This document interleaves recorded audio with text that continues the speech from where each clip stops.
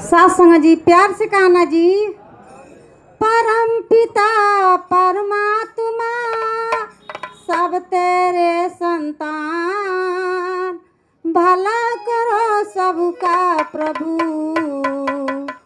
सबका हो कल्याण। भला करो सबका प्रभु, सबका हो कल्याण। सासंग जी प्यार से कहना जी।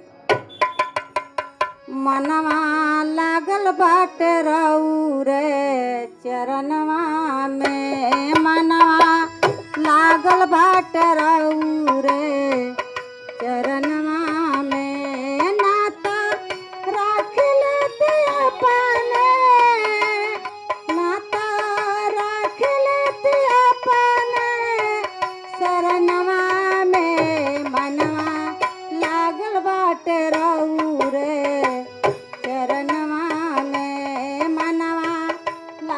बाट रहू रे चरणवा में।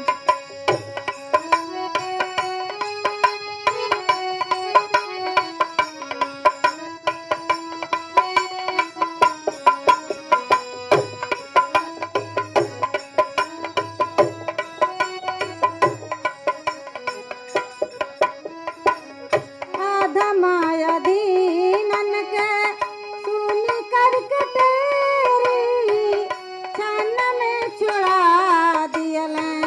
कैले न देरी।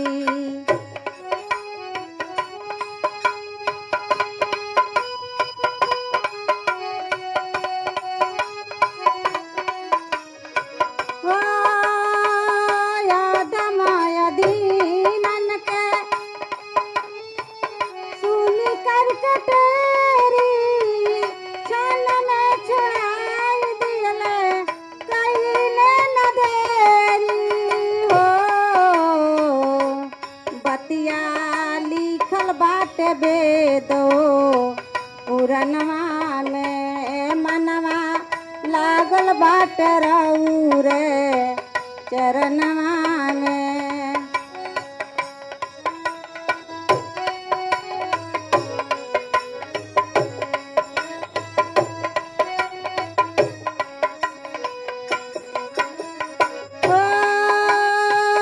गज के पुकार सुनी ग्राहक मारनी, वासुदेव देवकी के जेल से उबारनी। हो लजवा आके बचौला जेल खनवा में, मनवा लागल बाट रहू रे चरणवा में।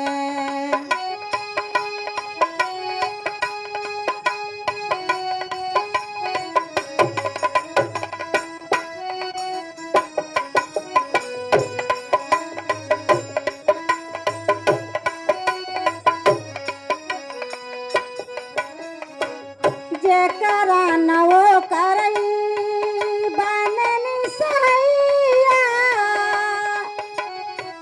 बनी पतारी खेल नैया। हो इता बसल बाणे आशा के नयनवा में, मनवा लागल बाटे रहू रे चरणवा में। नाता राख लेती अपने शरणवा में, मनवा लागल बाटे रहू रे शरणवा में। मनवा लागल बाटे रहू रे शरणवा में। सासंग जी प्यार से कहना जी।